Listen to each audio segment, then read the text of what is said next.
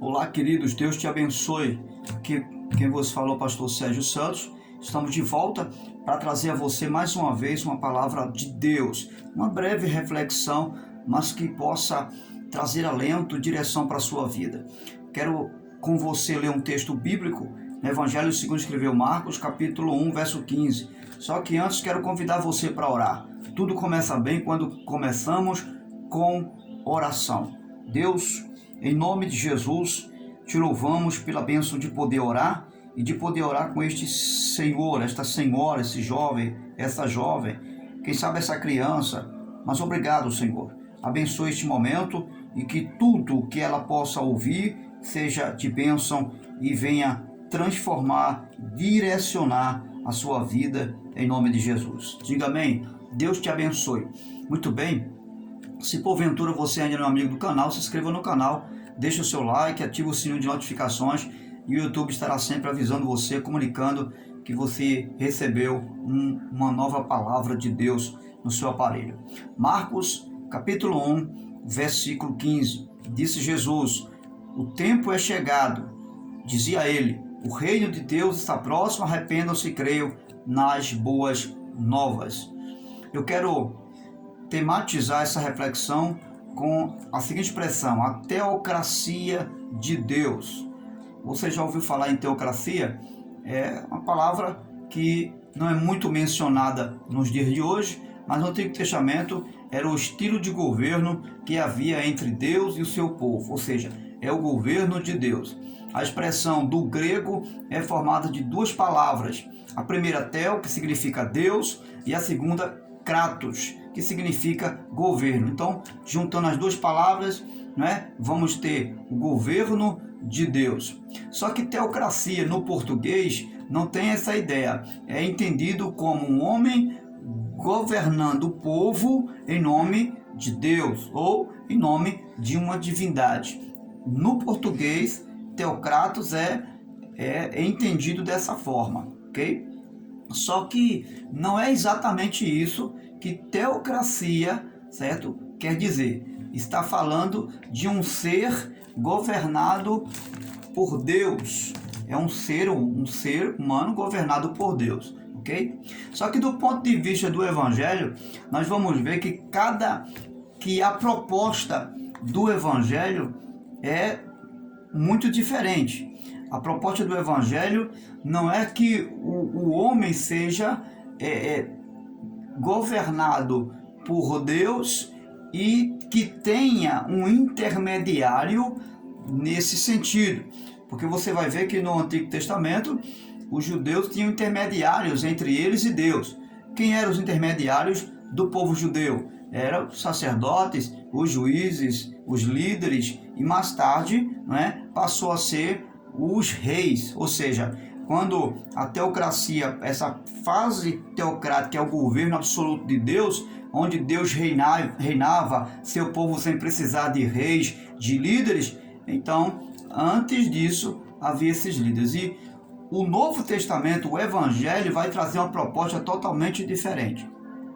Ou seja, enquanto no Antigo Testamento esse governo tinha intermediário, mesmo sendo um governo teocrático de Deus, mas havia intermediários para dizer o que tinha que fazer, o que não tinha que fazer, para onde ir, para onde deixar de ir, no governo teocrático do Evangelho, ou seja, a proposta do Evangelho, ela é totalmente diferente, ok?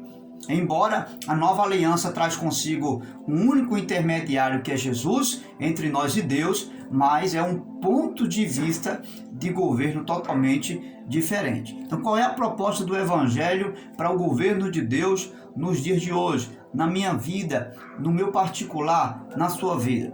A proposta do Evangelho e do Senhor Jesus, do governo de Deus para os dias de hoje, é que cada um de nós tenha, seja diretamente, sem intermediários, diretamente possa ter um relacionamento com Deus, ou seja, sem a necessidade de que o homem, de que nenhum líder ou nenhum governo humano tenha a necessidade, obrigatoriamente, de conduzir a nossa vida, de dizer o que eu tenho que fazer ou o que eu tenho que deixar de fazer. Então, nesse sentido, a proposta do Evangelho é que eu e você tenhamos um relacionamento direto, pessoal, com o nosso Deus. Essa é a proposta do Evangelho, que cada um de nós possamos buscar na palavra, no Evangelho, porque a proposta não é do homem, não é da igreja, a proposta é do Evangelho do Senhor Jesus. É que cada um de nós busquemos no Evangelho. Quando eu falo do Evangelho, eu estou falando do Senhor Jesus. Eu estou falando da revelação de uma nova aliança, ou melhor, da manifestação de uma nova aliança. Então eu estou falando da proposta do Evangelho na pessoa de Jesus. Que cada um de nós possamos buscar no Evangelho o propósito da vida que Deus tem comigo e com você. Então, desde que Jesus realizou a sua obra no Calvário, nós passamos a ser responsáveis.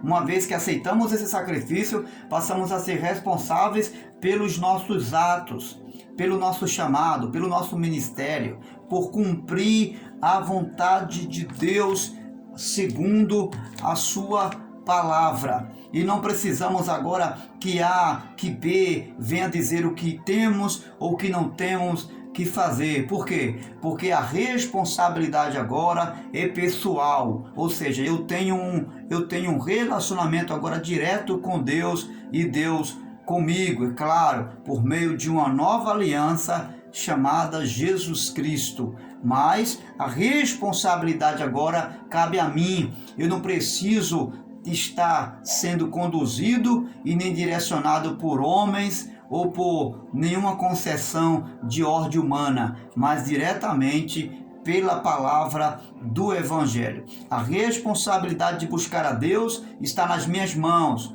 Então o que é que eu tenho que fazer, eu e você? Procurar saber qual é a vontade do Rei, qual é a vontade de Deus para a minha vida e viver dentro dessa realidade uma nova teocracia de Deus, ou seja, o governo de Deus sobre mim e sobre você. Quando você percebe e descobre, à luz do Evangelho, a vontade de Deus, o que Deus tem para você, você descobre o propósito de Deus, agora cabe a mim, cabe a você viver esse governo direto, esse governo específico, esse governo sem arrudeio, sem contratempo, entre Deus e a minha pessoa, entre Deus e a sua pessoa.